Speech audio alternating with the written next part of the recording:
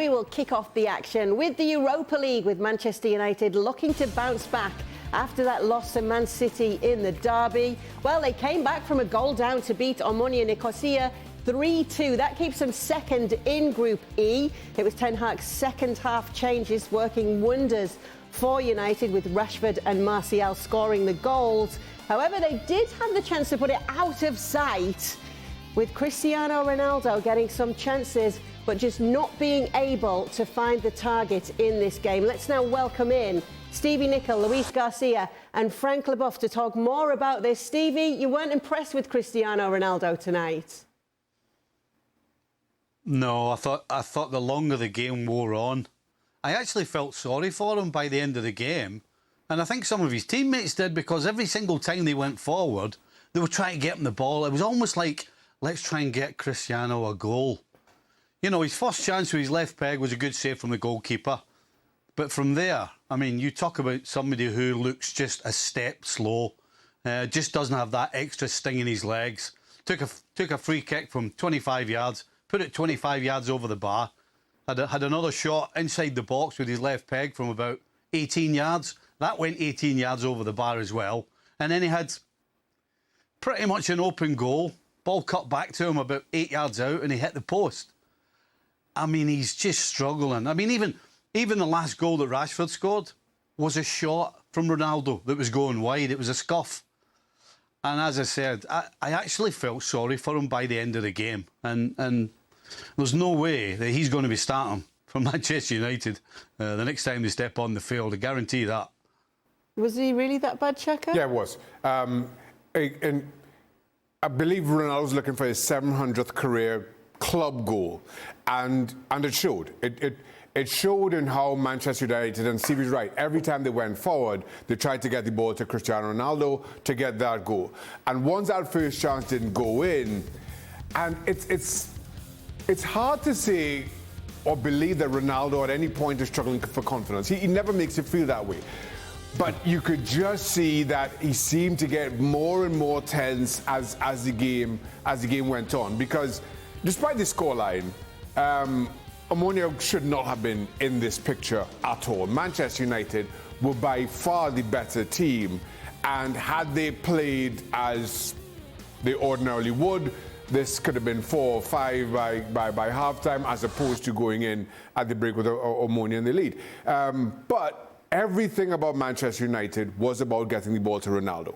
And then once that, as Stevie rightly points out, once that first chance doesn't go in, things just seem to get more and more tense in that regard. Not that Manchester United ever lost grasp of the game, but it just says he seemed to get more tense in front of goal, which is really odd to be saying about somebody who scored the kind of goals that he has. But such is his form right now, that it's going to take one that just hits him in the knee and goes in, because right now it's just not coming together for him. Yeah, it's only one club goal this season, and that was a penalty against Sheriff. Now, Frank, you're a man who's never short of confidence. The same is usually said about Cristiano Ronaldo. Are we seeing a bit of a crisis of confidence for the player right now?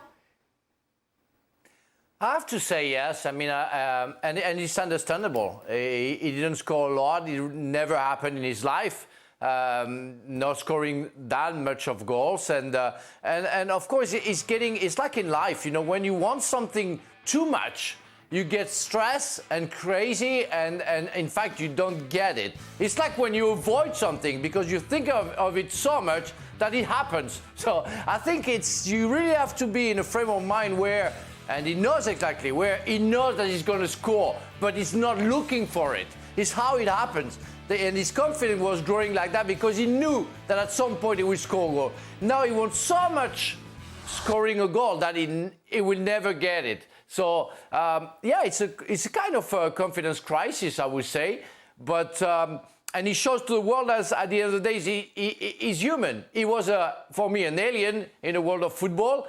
He just came back on Earth, and he has to get back into basics to go back to the space of rare people.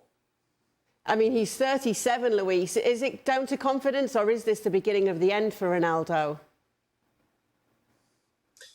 It's not the end. It's just that it will happen when you are getting more years, and of course the experience allow you to do some kind of stuff. And I'm sure that when he's training in small games, he's the Cristiano Ronaldo we all know, that with that sharpness, with that in front of the goal, that being clinical, capitalize every single chance. But when you are in open game, and it's going to happen more and more often because Ten Hag is using him sometimes. And when you are at that age and you don't have the ability to play every single weekend, your body starts slowing down. And now he's got players around him, Rashford, Anthony, Sancho, players who just cruise. I mean, they are so fast, so quick. And then the comparison with him is even bigger because when he's near the box, he's always dangerous. You know, he's very good in the air, the tempo, the experience, the football knowledge. And when he's into the box, he's always going to be a threat.